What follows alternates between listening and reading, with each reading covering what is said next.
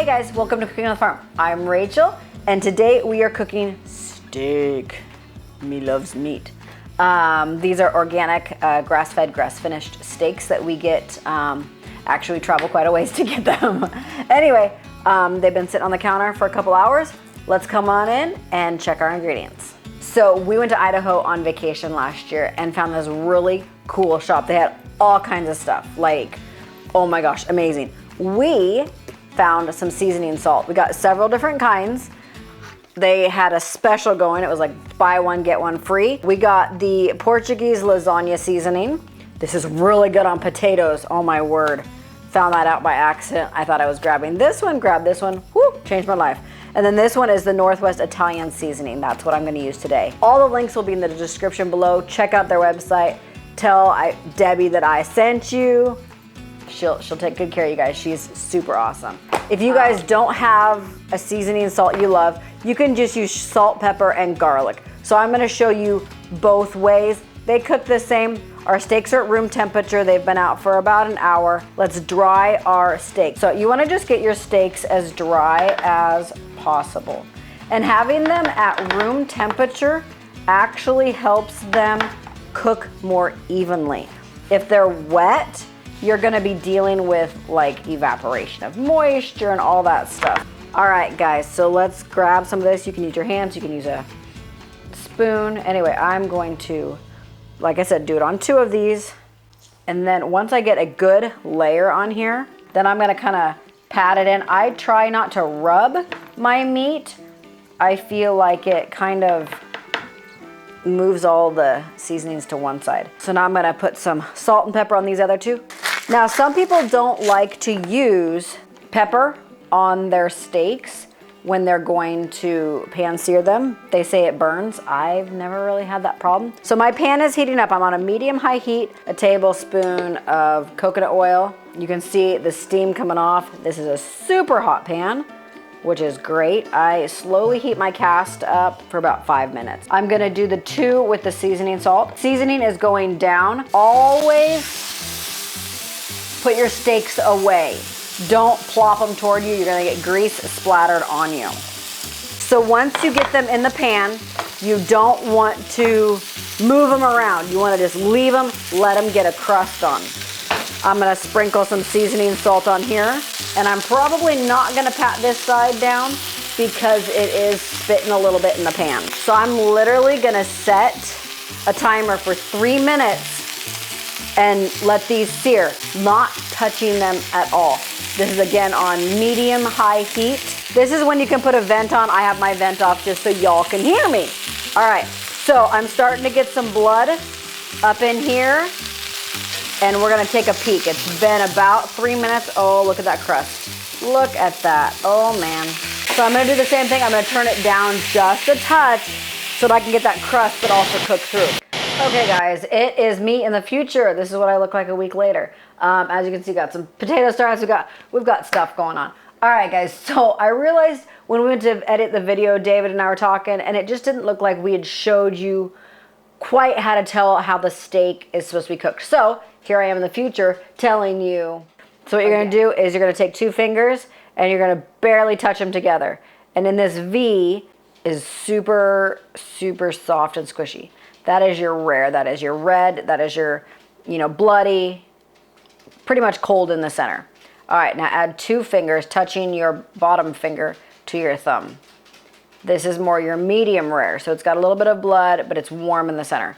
Add your 3rd finger to it, and that's your medium. There's no more blood pink. Add your pinky to the mix, and how it barely goes in, that is your well done. Your cow is dead. And now back to our regularly scheduled broadcast. So I'm gonna turn these down quite a bit, and I'm gonna test it on my hand, the same thing we did on the meat, and then I'm gonna put a lid on it. All right, these are still super rare. So I don't exactly have a lid for this cast iron. So I'm just gonna, like I said, it's on super low. We're just gonna kind of let this steam for a little bit. There's a lot of times when people will put this in the oven and let it kind of bake for a little bit. I don't like to do that because I always feel like it gets overdone. So literally on these guys, we're about 5 minutes out. So I'm gonna get a plate and a piece of foil so I'm ready to tent them. It's been about 5 minutes.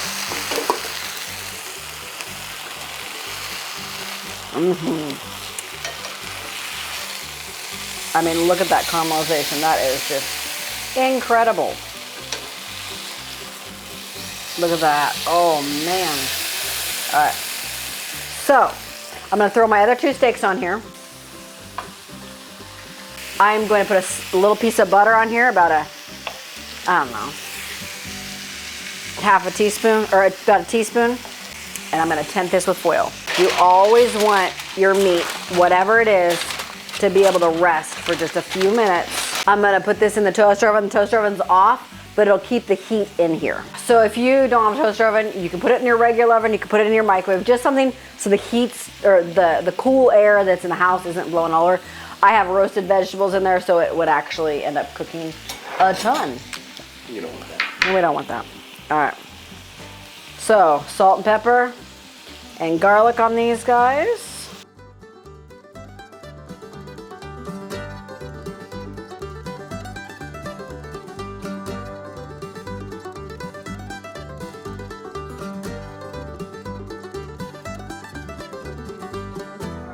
So again, I'm gonna crank the heat up a little bit more on these guys. I'm gonna run a batch of bone broth here in a few weeks.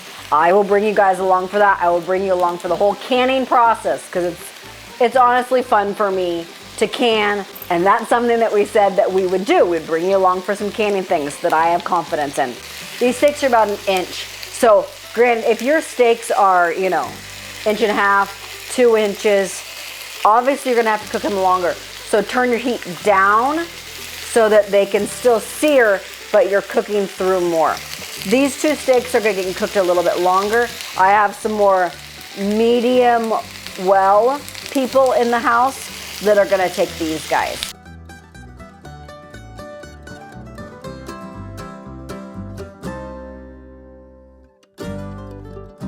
So this is super rare.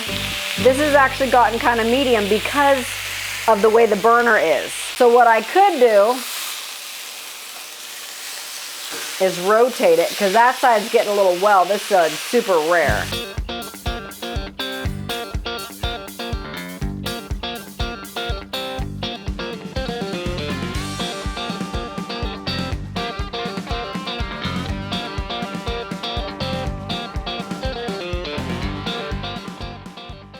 This is our medium rare right here. You got a little bit of blood.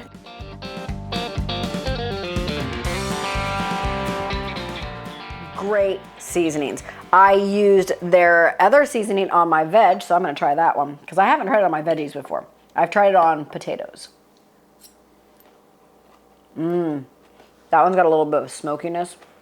So good. These are the 2 I used. Steak, and then this is the one I used for the veggies. You don't have to use these. Like I said, you can just use salt and pepper, but highly recommend these guys. All right, guys, I got to dish up the rest of the family. They're lining up, ready to eat. All right, we'll see you next time on Cooking on the Farm. God bless.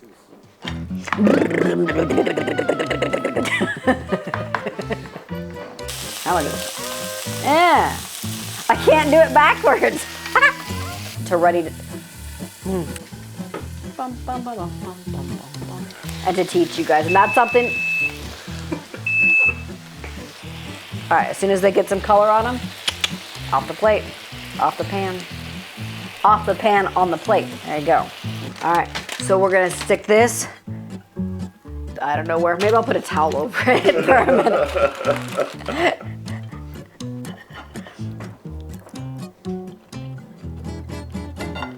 You got any faster to your mouth? No. So tender. That seasoning is amazing. Like I said, description for all their stuff is in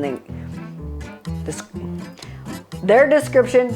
Oh my gosh. I'm in the video. What was it called? Their information is in the description below. There you go. Be in the description below. Their link is in the description below. Great